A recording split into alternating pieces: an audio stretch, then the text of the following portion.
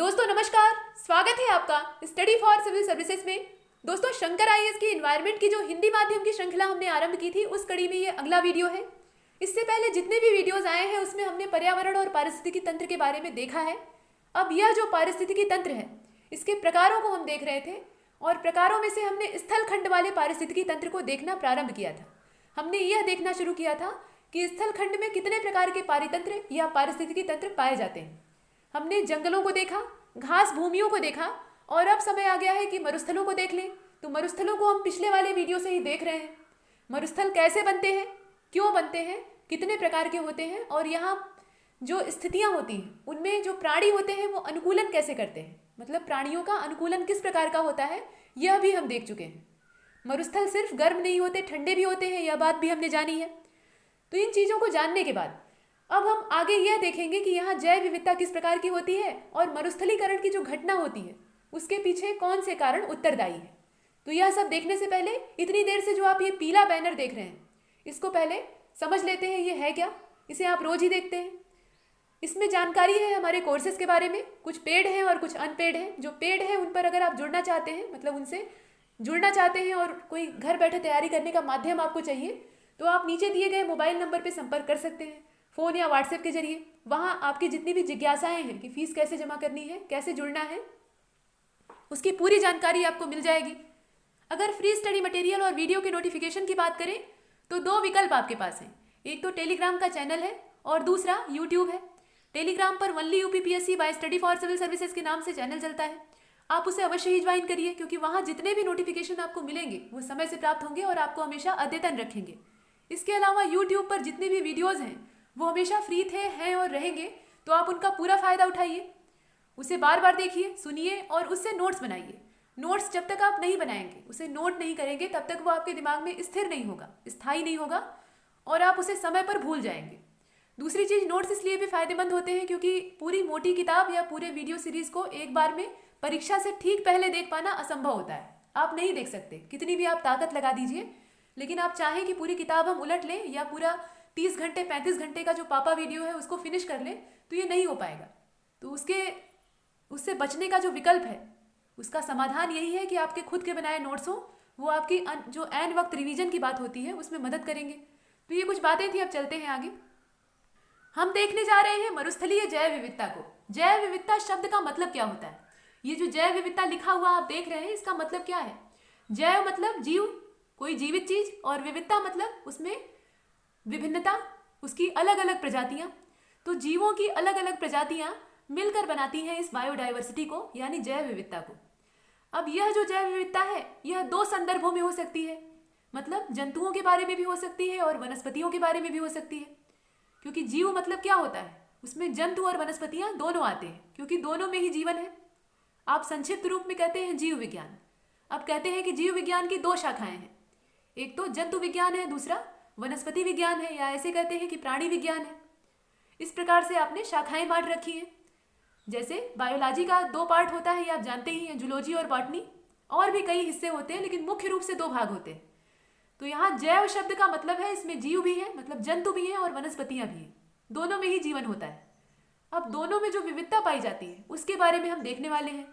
लेकिन संयोग ऐसा है कि जिस क्षेत्र के बारे में हम देख रहे हैं, यहाँ चर्चा हो रही है मरुस्थलों की, तो मरुस्थलों में बहुत ज़्यादा अनुकूल परिस्थितियाँ होती ही नहीं है, मतलब जीवन जीने के लिए उपयुक्त परिस्थितियाँ नहीं होती हैं।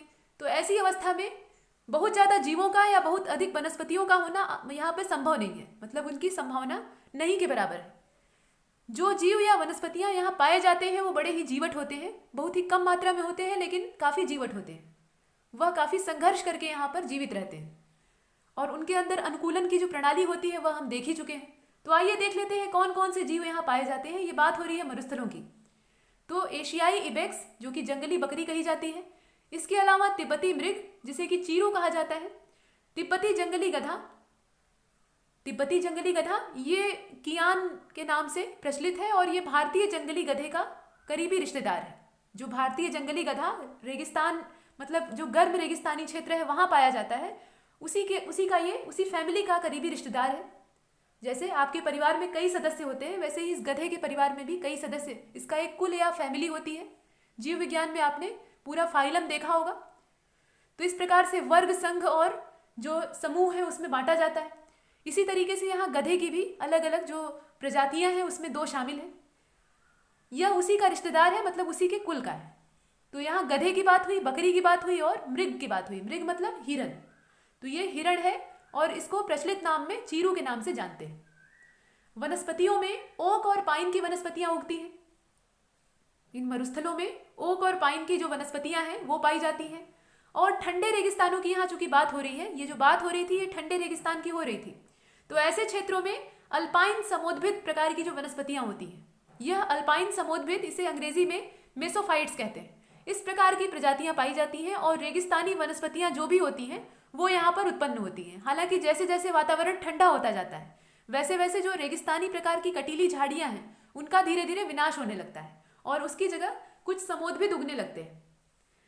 फिर जो शुष्क तापमान वाले क्षेत्र होते हैं वहां पर बेतुला, जो अल्पाइन जोन वाले क्षेत्र होते हैं उसमें जूनिपर, बर्च और रेडोडोंड्रोन जैसी वनस्पतियां, यह भी वनस्पतियों के ही नाम हैं, जूनिपर, बर्च और रेडोडोंड्रोन। इसके बाद स्थायी हिम क्षेत्र वाले जो इलाके हैं, स्थायी हिम क्षेत्र का मतलब क्या, जहां पर हमेशा ही बर्फ जमी रहती है, हिम वहां पर स्थिर होती है। तो इस प्रकार के इलाके में जो वनस्पतियां उगेंगी वो कैसी होंगी? पहली चीज, यहाँ वनस्पतियां उगेंगी ही नहीं। क्यों नहीं उगेंगी? क्योंकि मिट्टी की जो उर्वरा वाली परत होती है, मतलब उपजाऊ परत होती है, उसके ऊपर बर्फ की एक पूरी पट्टी चढ़ी होती है और बर्फ से जब यह आच्छादित रहती है तो किसी भी बीज या किसी भी वनस्पति का विकास होना यहाँ असंभव है। तो ये पूरी तरह से जीव विहीन इलाके तो नहीं कहे जा सकते, यहाँ भी छोटे छोटे सूक्ष्म जीव पाए जाते हैं, लेकिन फिर भी जो वनस्पतियां प्रत्यक्ष तौर पर हम देखते हैं वो यहाँ पर नहीं पाई जाती। और उसके पीछे सबसे बड़ा कारण यही है कि यह स्थिर हिम वाले क्षेत्र होते हैं, यहाँ हमेशा मतलब हर समय बर्फ जमी रहती है। यहां तक बात हुई जो जैव विविधता थी उसकी। किस क्षेत्र में, मतलब रेगिस्तान में भी जो अलग अलग क्षेत्र हैं वहां पर किस प्रकार की जीव प्रजातियां या वनस्पतियां पाई जाती हैं उसको हमने देखा। अब देखते हैं मरुस्थलीकरण को। मरुस्थलीकरण का मतलब क्या होता है? मरुस्थल का बनना। मरुस्थलीकरण मतलब किसी मरुस्थल का बनना, और मरुस्थल मतलब क्या? डेजर्ट यानी रेगिस्तान। तो रेगिस्तान बनते कैसे हैं? किन कारणों से रेगिस्तानों का विकास होता है? क्या प्रकृति ने पहले से ही, मतलब जब सृष्टि की शुरुआत हुई थी तभी से रेगिस्तान बनाए हैं या ये बाद में बन गए हैं? तो देखिए, कुछ जो रेगिस्तान होते हैं वो तो प्राकृतिक क्रियाकलापों से बने होते हैं, मतलब प्रकृति का जो वर्षा का वितरण होता है उस पर इनकी मात्रा या उनकी उपस्थिति निर्भर करती है। जो अक्षांशीय उतार चढ़ाव होते हैं उस पर भी ये निर्भर करते हैं। उच्चावच के प्रभाव से भी मरुस्थलों का विस्तार होता है। लेकिन इससे भी बढ़कर आजकल जो मानवीय क्रियाकलाप है, मनुष्य के जो क्रियाकलाप है, उससे भी जो उपजाऊ जमीन है वो मरुस्थलों में बदलती जा रही है और यह एक चिंता का विषय है। जो प्राकृतिक मरुस्थल होते हैं वह तो अपने आप में अच्छे होते हैं, क्योंकि यह भी प्रकृति की आवश्यकता है, तभी प्रकृति ने उन्हें बनाया है। नेचर बिना कारणवश किसी चीज को नहीं बनाती, ये पक्की बात है। तो मरुस्थलों का भी अपना एक उपयोग होता है, लेकिन जरूरत से ज्यादा किसी चीज का बढ़ना ये चिंता का विषय होता है। और मनुष्य के जो घातक क्रियाकलाप है, अपने फायदे के लिए जो प्राकृतिक संसाधन है उनका तेजी से दोहन जो हो रहा है, उसके कारण मरुस्थलों का तेजी से विस्तार हो रहा है, प्रसार हो रहा है, और इससे जो उपजाऊ जमीन है वो खत्म होती जा रही है। और यह जो घटना मरुस्थलीकरण वाली है, यहाँ मरुस्थलीकरण को हम उसी संदर्भ में देखेंगे। इसके पीछे जो क्रियाकलाप है उसकी भी चर्चा होगी और इसको रोकने के लिए क्या प्रयास हो रहे हैं इसकी भी चर्चा होगी। तो सबसे पहले इसकी परिभाषा देख लीजिए। भूमि की जैविक क्षमता का जब विनाश हो जाता है तो वो कहलाती है मरुस्थल, और यह जो क्रिया है इसी को कहते हैं मरुस्थलीकरण। तो मरुस्थलीकरण अगर परिभाषिक रूप में देखें, एक परिभाषा के तौर पर देखें, तो यह भूमि की जैविक क्षमता का संपूर्ण विनाश, मतलब उसके उपजाऊपन की पूरे नष्ट होने की जो क्रिया है वही है मरुस्थलीकरण। कारण क्या होते हैं? तो पहला कारण तो होता है जनसंख्या का दबाव। मनुष्य की संख्या जब बहुत ज्यादा होगी तो उसकी आवश्यकताएं भी उतनी ही बढ़ेगी। वह आराम से रहना चाहेगा, दुख उठाकर नहीं रहना चाहेगा, फैल कर रहना चाहेगा। और दूसरी चीज, जब आबादी बढ़ेगी तो जगह तो चाहिए ही, और जगह पृथ्वी पर सीमित है, कम मात्रा में है। जमीन का जितना टुकड़ा है वो सीमित मात्रा में है, और रहने योग्य जो दशाएं हैं वो भी सीमित क्षेत्रों में ही है। अगर पूरे भूभाग की बात करें तो इतना कम भी नहीं है। अभी जो जितनी आबादी है पूरे विश्व की, उसमें जो जमीन के टुकड़े हैं वो इतने कम भी नहीं है, लेकिन फिर भी जीवन जीने योग्य जो परिस्थितियां हैं वो बहुत कम इलाकों में ही पाई जाती हैं। उसकी तुलना में बहुत से क्षेत्र ऐसे हैं जो कि कठिन परिस्थितियों वाले हैं, वहां जिंदा रहना इतना आसान नहीं है। तो मनुष्य कहाँ रहना चाहेगा? जहां जीवन जीने के लिए योग्य परिस्थितियां हों। और ऐसे क्षेत्रों को जब वो तलाशेगा तो वहां जनसंख्या का दबाव बढ़ेगा, क्योंकि वहां ज्यादा से ज्यादा लोग इकट्ठे होने लगेंगे और यह जो बढ़ता हुआ दबाव है यह मरुस्थलीकरण को न्योता देता है, निमंत्रण देता है। इंसान के जो क्रियाकलाप हैं वो किसी एक खास स्थान पर ही केंद्रित हो जाते हैं और वहाँ की जो जमीन है वो धीरे धीरे अपनी उर्वरता को खोने लगती है और इस प्रकार से वहाँ पर मरुस्थलों का तेजी से प्रसार होने लगता है। दूसरा जो कारण है वो है मवेशियों की आबादी में वृद्धि। मवेशी यानी चरने वाले पशु, मनुष्य इन्हें अपने फायदे के लिए पालता है। ऐसे तो इनकी जनसंख्या सीमित मात्रा में रहती या नियंत्रित रहती अगर प्रकृति पर आधारित होती तो, लेकिन इंसान अपने फायदे के लिए इनका प्रजनन करवाता है और प्रजनन करवाता है तो इससे दुग्ध उत्पादन होता है, दूध का फायदा लेता है और उसके अलावा मवेशियों की जितनी ज़्यादा संख्या रहेगी उसी हिसाब से उसे मांस की भी प्राप्ति होगी, ऊन के लिए भी पालता है। लेकिन सबसे बड़ा जो कारण है वो मांस उत्पादन है और दुग्ध उत्पादन है। इन दोनों फायदों के लिए मवेशियों का बड़े पैमाने पर पालन किया जाता है। अब ये जो मवेशी हैं इन्हें चरने के लिए हरी घास चाहिए, मतलब अनाज भी खाते हैं लेकिन हरी घास इनका मुख्य आहार होती है, ये शाकाहारी होते हैं। तो हरी घास को जब ये चरते हैं, जैसे मान लीजिए किसी जो घास भूमि है यानी चारागाह है, वहाँ पर गाय भैंसों या किसी बकरी के झुंड को छोड़ दिया जाए, तो जब ये चरते हैं तो आपने इनका चरना देखा है, ये घास को मुंह में पकड़ते हैं, कई सारे घास के तिनकों को मतलब पत्तों को मुंह में पकड़ लेते हैं और उसके बाद जोर से खींचते हैं। ये दांत से काटते नहीं है उसको, जैसे हम रोटी को दांत से काट लेते हैं वैसे ये काटते नहीं है, ये खींच खींच कर चरते हैं। आपने घास चरने की जो आवाज़ है उसे सुना होगा। जो आवाज़ होती है वो असल में घास के जड़ से उखड़ने की होती है। जो मजबूत घासें होती हैं वो ऊपर से टूट जाती हैं और जो कमज़ोर होती है वो नीचे जड़ से ही उखड़ जाती हैं। तो पूरे चारागाह में ऐसी घासों की जो मात्रा है वो बहुत ज़्यादा होती है जो जड़ से उखड़ गई रहती है। और आप सोच लीजिए किसी भी चीज़ को आप अगर जड़ से उखाड़ेंगे, मतलब पौधे की बात कर रहे हैं, तो जहाँ से वो पौधा निकलेगा वहाँ उसकी जड़ में फंसी हुई मिट्टी भी बाहर आ जाएगी, मतलब मिट्टी की परत वहाँ पर उभर जाएगी, मिट्टी वहाँ पर ऊबड़ खाबड़ हो जाएगी। और वहीं पर आप जरा पानी डालकर देखिए, बहुत सारी मिट्टी वहाँ से बह जाएगी। ठीक वही होता है बरसात में। यह जो घास के मैदान है यहाँ पर जहाँ मवेशी चर कर इन्हें छोड़ दिए रहते हैं, मान लीजिए ये वाला एरिया वो चर गए, इधर घास सही सलामत है, तो जब वर्षा होगी तो जो ये वाला एरिया है यहाँ पर तो घास की जड़ें जो है इन्हें मिट्टी को पकड़े हुए हैं, तो यहाँ मृदा का अपरदन नहीं होगा। लेकिन इस वाले इलाके में घास की जड़ें यहाँ से उखड़ गई हैं और मिट्टी उबड़ खाबड़ हो गई है मवेशियों के चरने से। तो यहाँ जब वर्षा का जल पड़ेगा तो यहाँ से जो मिट्टी की परत है वो तेजी से बहना शुरू हो जाएगी, उसका अपरदन प्रारंभ हो जाएगा। अब जो कृषि योग्य भूमि होती है, मतलब खेती के लायक जो जमीन है, जब जनसंख्या बहुत ज़्यादा बढ़ती है तो उसका भी धीरे धीरे अभाव होने लगता है। बहुत बार तो इंसान अपने खेतों में ही घर बनवा लेता है, इस प्रकार से जो खेत हैं वो खत्म हो जाते हैं। या सरकार की जो विकास योजनाएं हैं उसमें सड़क बनवाने की क्रिया जब शुरू होती है तो बहुत सारे जो किसानों के खेत हैं वो सड़क के अंदर चले जाते हैं। हाईवे जब जहाँ से भी गुजरते हैं, जिस क्षेत्र से भी, वहाँ दोनों तरफ के मतलब दोनों साइड के जो खेत होते हैं वह सरकार के द्वारा अधिकृत कर लिए जाते हैं। इस प्रकार से खेतों का धीरे धीरे विनाश होता है। तो जब खेत सिकुड़ते हैं तो इससे किसानों को जब और ज़्यादा खेत की आवश्यकता होती है तो जो वन्य क्षेत्र होते हैं उनको काट कर वहाँ पर खेती के लिए जमीन का प्रसार होने लगता है, मतलब जमीन बनाई जाने लगती है और इस तरीके से कृषि में वृद्धि की जाती है। लेकिन जो वनों का विस्तार है वो सिकुड़ने लगता है। कहीं कहीं जो शिफ्टिंग वाली खेती की प्रणाली है उससे भी ये होता है। शिफ्टिंग वाली खेती की प्रणाली में एक स्थान अगर बंजर हुआ तो उसको छोड़कर दूसरी जगह जंगलों को विनाश करके, मतलब जंगलों का विनाश करके और उसकी जगह खेती की जाने लगी। तो जंगल सिकुड़ने लगे, खेत बनने लगे और यही खेत बाद में घास भूमि बनेंगे और उसके बाद मरुस्थल का भविष्य होंगे। इस प्रकार से कृषि में वृद्धि जो होती है यह भी मरुस्थलों के उत्पादन के लिए या मरुस्थलीकरण के लिए उत्तरदायी होती है। विकास की गतिविधियां है ही है।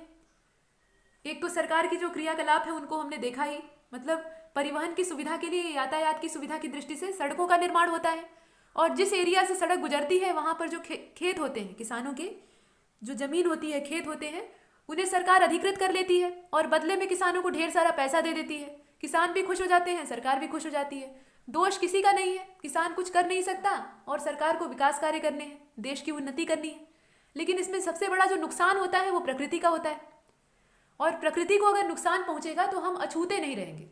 उसका जो सीधा असर है वो पहले हम ही लोगों पर, मतलब जितने भी जीव हैं उन पर पड़ेगा।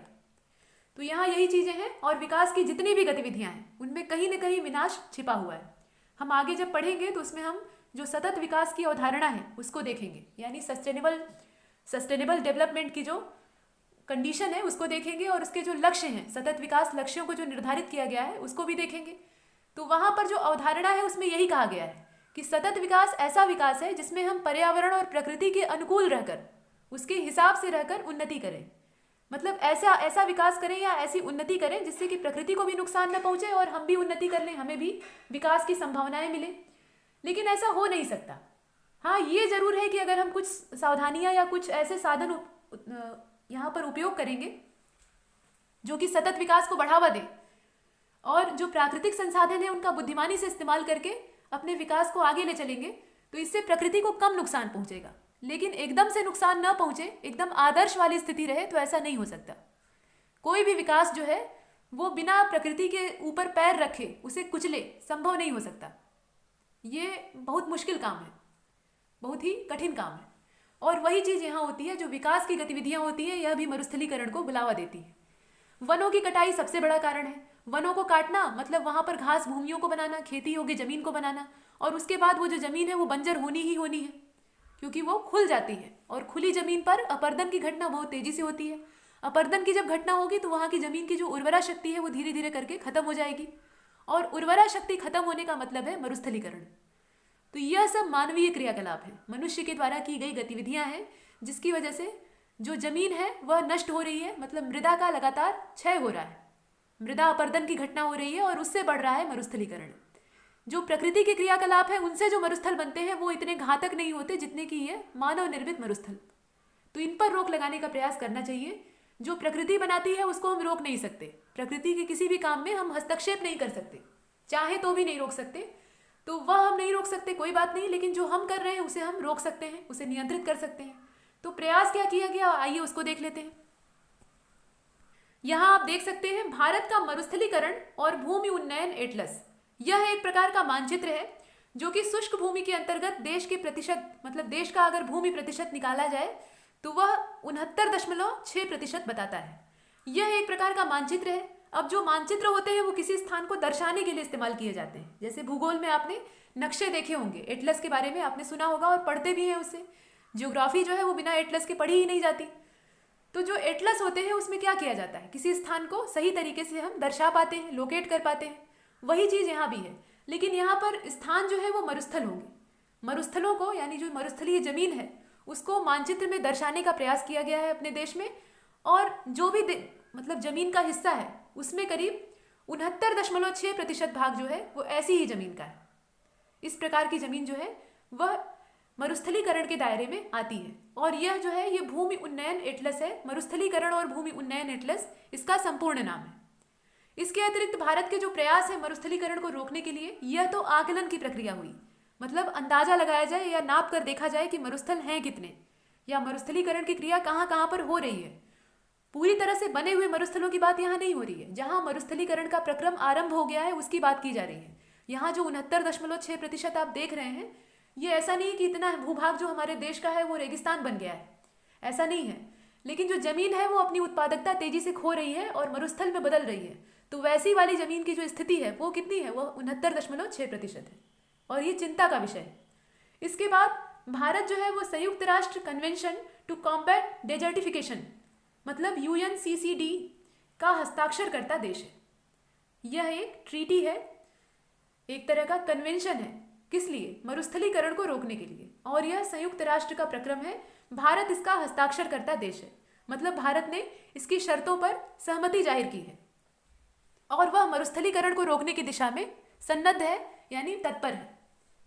मरुस्थलीकरण को रोकने के लिए भारत सरकार के अपने प्रयास हैं और इसीलिए उसने UNCCD पर हस्ताक्षर किए। तो ये कुछ बातें थी।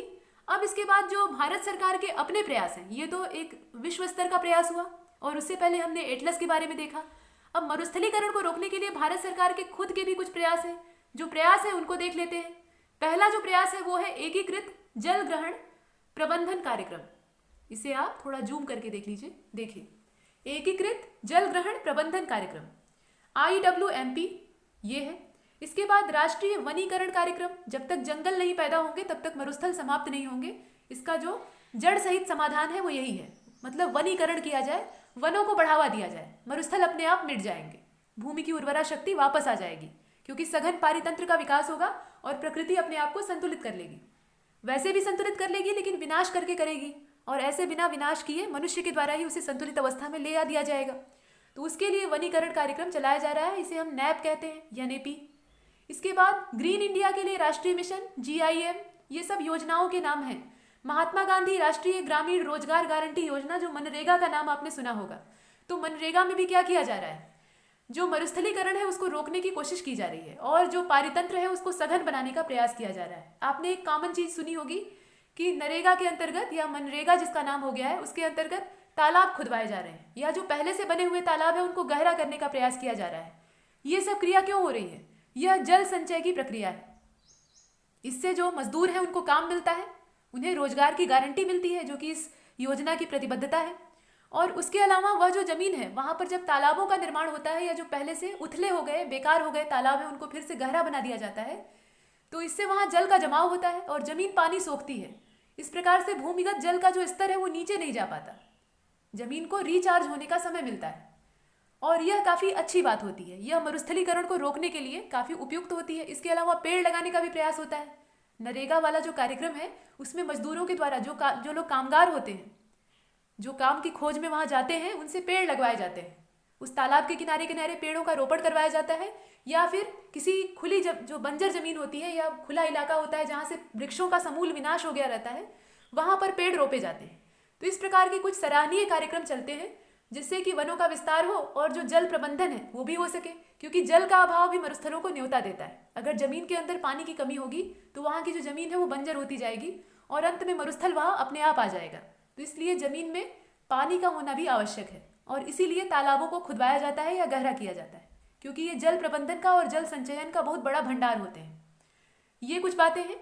इसके बाद नदी घाटी परियोजनाएं जो होती हैं, नदी घाटी परियोजनाओं के माध्यम से नदी के जल को संचित किया जाता है, बांध बनाकर नदी के जल को रोका जाता है और उसका उपयोग अलग अलग स्थानों पर सिंचाई के लिए किया जाता है। ऐसे स्थानों पर सिंचाई के लिए नहरें वहां से निकाली जाती हैं जो दुर्गम थे। दुर्गम किस लिए? जल की उपलब्धता की दृष्टि से। वहां पानी की बहुत ज़्यादा कमी थी और वहां पर खेती नहीं हो पा रही थी या वनस्पतियों का विकास नहीं हो पा रहा था। तो ऐसे स्थानों पर नहरें निकालकर जल को पहुंचाया जाता है। नदी का जो जल किसी स्रोत से निकलकर अगर समुद्र तक चला जा रहा है और बेकार में बह जा रहा है तो उसको बीच में रोक कर उसका उपयोग कर लेना अच्छी बात है। ये जल प्रबंधन का ही हिस्सा है, क्योंकि महासागर में जाकर अंतिम में वो वेस्ट ही होगा, मतलब खत्म ही होगा। हालांकि महासागर में भी पानी का जाना आवश्यक है, लेकिन फिर भी जो मैदानी इलाकों की आवश्यकता है उसको पूर्ण करना जरूरी है और नदियाँ उसे कर सकती हैं। तो नदियों के जल को बांध के जरिए रोका जाता है और उसका उपयोग बिजली बनाने के लिए होता है और दूसरी चीज़ नहरों के द्वारा सिंचाई करने के लिए होता है। जैसे आपने इंदिरा गांधी नहर परियोजना का नाम सुना होगा। ये रेगिस्तानी इलाकों में जीवन रेखा का काम करती है, जीवन पहुंचाने का काम करती है। और वो जीवन क्या है? रेगिस्तान में जीवन का दूसरा नाम होता है जल, यानी पानी। तो ये परियोजनाएं होती हैं। यह बाढ़ प्रवण नदी के जल ग्रहण क्षेत्र में मृदा का संरक्षण भी करती हैं। मतलब जो नदियां अपने अंदर बाढ़ ले आती हैं, नदियों में बाढ़ की समस्या एक आम बात है। बरसात के मौसम में जब पानी का बहाव तेजी से बढ़ता है, पानी की मात्रा बढ़ती है, तो बाढ़ आना स्वाभाविक है।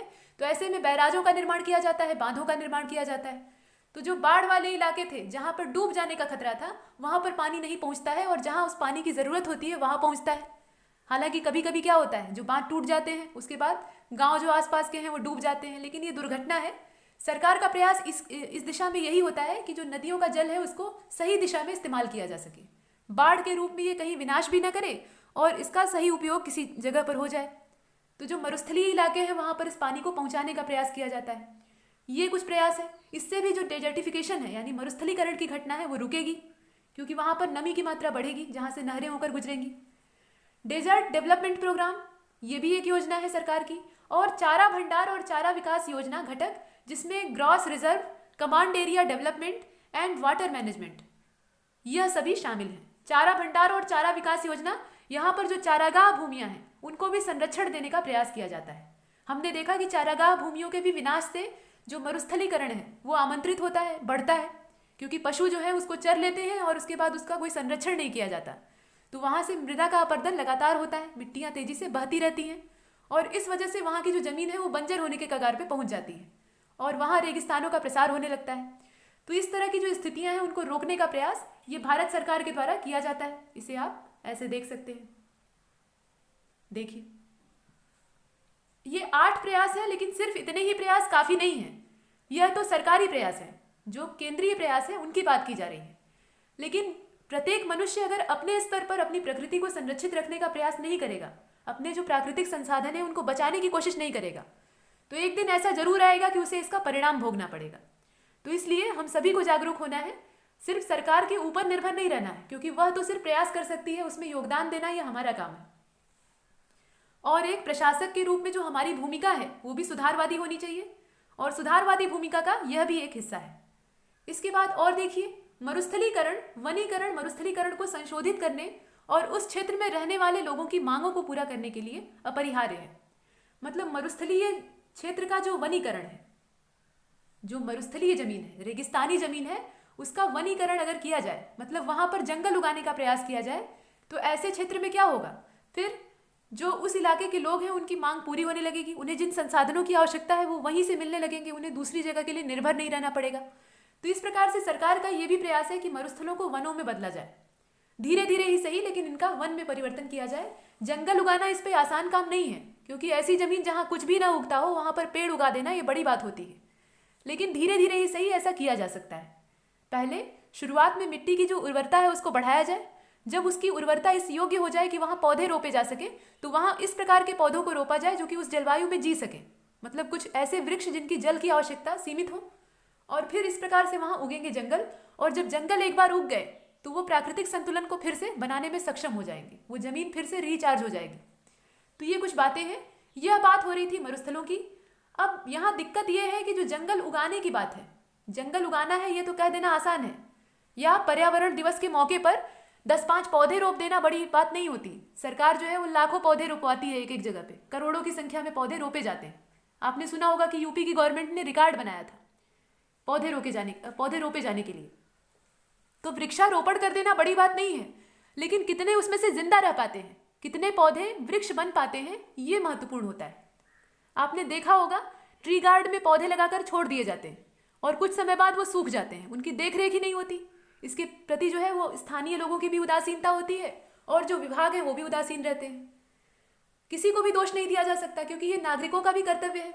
अगर आसपास रहने वाले लोग भी उसका ख्याल रख लें तो वो पौधे जिंदा बच जाएंगे, क्योंकि जहाँ पर पौधे रोपे जाते हैं वो इलाके बिल्कुल एकदम से निर्जन हो ऐसा आवश्यक नहीं है। आबादी तो आजकल हर जगह हो गई है, तो ऐसी अवस्था में जो आसपास के स्थानीय लोग हैं वो भी उन पौधों का ध्यान रख सकते हैं, लेकिन कोई रखता नहीं है।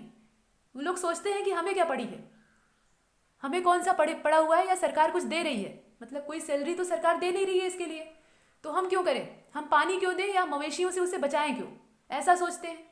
और जहाँ लोग जागरूक हैं वहाँ पर कुछ पेड़ जिंदा बच जाते हैं, वहाँ पर कुछ हरा भरा एरिया शेष रह जाता है। तो सरकार हर साल जो पौधे या पेड़ हैं वो बहुत मात्रा में लगवाती है, ढेर सारी मात्रा में लगवाती है, लेकिन उसमें से जिंदा बहुत कम बचते हैं। तो ये वनीकरण की दिशा में एक समस्या ही है। और भी समस्याएं हैं, तो समस्याओं के बारे में जरा चर्चा कर लेते हैं, देख लीजिए। देखिए, वनीकरण के लिए समस्याएं, यह जो समस्याएं हैं इनको आप एक एक करके देखिएगा। प्रतिकूल जलवायु का उपयुक्त न होना, ये सबसे बड़ी समस्या है। किसी भी रेगिस्तानी इलाके में या जो मरुस्थलीकृत क्षेत्र है वहां पर वन उगा देने के लिए कहना आसान है, लेकिन वहां की जो परिस्थितियां होती हैं क्या वो वृक्षों के लिए उपयुक्त होती हैं? अगर होती तो प्रकृति वहां खुद ही इन्हें कर लेती, मतलब खुद ही इन्हें उगा लेती, लेकिन ऐसा हो नहीं पाता। वहां पर इतना सूखापन होता है और इतनी विषम परिस्थितियां होती हैं कि वृक्ष आसानी से नहीं उग सकते। तो ये एक समस्या है। उथली, रेतीली और पथरीली मिट्टी होती है, मिट्टी के अंदर उपजाऊपन का एकदम से अभाव होता है। तो ऐसे में वन उगाना बहुत टेढ़ी खीर होता है, असंभव जैसा काम होता है। हालांकि संभव हो सकता है कुछ प्रयास अगर बड़े किए जाए तो। खराब नमी धारण की क्षमता होती है, मिट्टी में रंध्र बहुत ज्यादा होते हैं, तो जो नमी है वो वाष्पीकृत हो जाती है। अगर आप उसे पानी दिए भी या जल वहां किसी माध्यम से पहुंचा भी दिए तो वो स्थायी नहीं रह पाता, स्थिर नहीं रह पाता, और स्थिर मात्रा में जब नमी रहेगी तभी पौधे वहां पनप पाएंगे। तो ये एक दिक्कत आती है। खराब पोषक तत्व की स्थिति होती है, मतलब मिट्टी के अंदर उर्वरता का सर्वथा ही अभाव होता है, तभी तो वहाँ कैक्टस और नागफनी जैसे झाड़ियों के अलावा कुछ नहीं पैदा होता। और हवा का कटाव होता है, हवा बहुत तेज गति से चलती है, और आपने देखा है कि बालू का स्तूप और तरह तरह की स्थलाकृतियों का निर्माण हो जाता है। तो पवन बहुत तेज होता है वहाँ पे, रेगिस्तानी हवा, रेत की धूल भरी आंधियां चलती है, उससे मिट्टी का कटाव बहुत ज्यादा होता है। ये बातें हैं। और चराई का दबाव होता है। आपने हरी भरी वनस्पतियां अगर मरुस्थल में किसी स्थान पर किसी विधि रोप भी दी, मान लीजिए रेगिस्तान में आपने ले जाकर हरे हरे पौधे रोप दिए और उसकी अच्छी तरह से देखभाल की, तो जो आसपास के पशु हैं, जो भी पशु हैं, वो हरा भरा चारा देखकर बहुत खुश होंगे कि ये तो हमारे घर में ही अच्छा भोजन उपलब्ध हो गया, कहाँ तो हमें कुछ मिलता ही नहीं था। और वो चरने के लिए निकल पड़ेंगे। उन्हें ये तो मालूम नहीं है कि हम पर्यावरण को बचाने की कोशिश कर रहे हैं, उन्हें तो अपने भोजन से मतलब होगा। तो ऐसे में चरने का खतरा उत्पन्न हो जाता है, तो उनकी सुरक्षा करना एक बड़ी बात होगी। और सरकार या कोई भी सत्ताधारी चीज किसी एक स्थान पर बैठकर इन सारे क्षेत्रों की निगरानी नहीं कर सकती। तो ऐसे में जो स्थानीय लोग हैं उन्हें भी अपने उत्तरदायित्वों को समझना होगा। और स्थानीय स्तर पर जब इन वनस्पतियों का संरक्षण किया जाएगा, मान लीजिए सरकार ने वहां पर वृक्षारोपण किसी विधि से करवा दिया, तो जो स्थानीय कबीलाई लोग हैं या जो भी वहाँ के रहने वाले गाँव वाले या जो भी लोग हैं, वो जब तक उनके संरक्षण के लिए खुद आगे नहीं आएंगे तब तक वो जीवित नहीं रह पाएंगे। जो पौधे हैं वो जिंदा नहीं बच पाएंगे। किसी भी पौधे को कम से कम 1 वर्ष का संरक्षण तो चाहिए ही होता है। और कुछ पौधे ऐसे होते हैं जिन्हें तैयार होने में 5 साल का समय लग जाता है। 5 साल तक अगर उन्हें ठीक प्रकार से देख रेख किया जाए तो 5वें साल के बाद वो अपनी सुरक्षा करने में खुद सक्षम हो जाते हैं। इस प्रकार के भी वृक्ष होते हैं जो दीर्घ अवधि वाले होते हैं, उनकी बात हो रही है। तो ये सब वनीकरण की दिशा में समस्या है, लेकिन ये समस्याएं नहीं हैं, ये असल में रुकावटें हैं। समस्या इसको नहीं कहते, ये रुकावट है और इस रुकावट को हम दूर कर सकते हैं अगर हम खुद अपने स्तर पर प्रयास करें। तो अपने नागरिक कर्तव्य को अगर हम समझें और हर नागरिक अपने कर्तव्य के प्रति सचेत हो जाए, पर्यावरण के प्रति जो उसका उत्तरदायित्व है उसको समझने लगे, तो ये सारी समस्याएं 1 मिनट में सुलझ जाएंगी, इन्हें सुलझते देर नहीं लगेगी। तो ये कुछ बातें थी। हमने देखा कि मरुस्थल कैसे होते हैं, क्यों होते हैं, कितने प्रकार के होते हैं, कौन कौन से जीव वहां पाए जाते हैं, जीवों में अनुकूलन कैसे होता है, और मरुस्थलीकरण की घटना असल में क्या होती है। कुछ तो प्राकृतिक मरुस्थल होते हैं और कुछ मानव निर्मित होते हैं, तो ऐसा क्यों होता है और हम उसे रोकने के लिए क्या कर सकते हैं या सरकारें क्या कर रही हैं, ये भी हमने देखा। अब यहाँ पर प्रश्न यही उठता है कि हमने इस पूरे अध्याय से सीखा क्या। तो कमेंट में बताइएगा कि आपको इससे क्या सीख मिली। चलते हैं आगे। और अगला जो चैप्टर है यानी अध्याय 4, उसका नाम है जलीय पारितंत्र।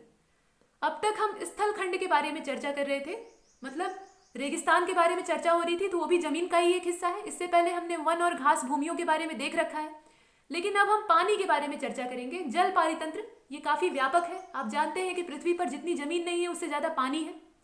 स्थल खंड की तुलना में जो जल वाला क्षेत्र है वो बहुतायत मात्रा में। तो ऐसी अवस्था में जो इसका पारितंत्र है वो भी काफी विशाल होगा, उसकी भी जो मात्रा है वो काफी फैली होगी। अब ये जो पानी है यह भी 2 प्रकार का होता है, एक तो अलवणीय होता है, दूसरा लवणीय होता है। तो दोनों के बारे में हम देखेंगे और एक एक करके इस पर चर्चा होगी, लेकिन अगले अध्याय में और अगले लेक्चर में। इसमें इतना ही, और तब तक के लिए नमस्कार।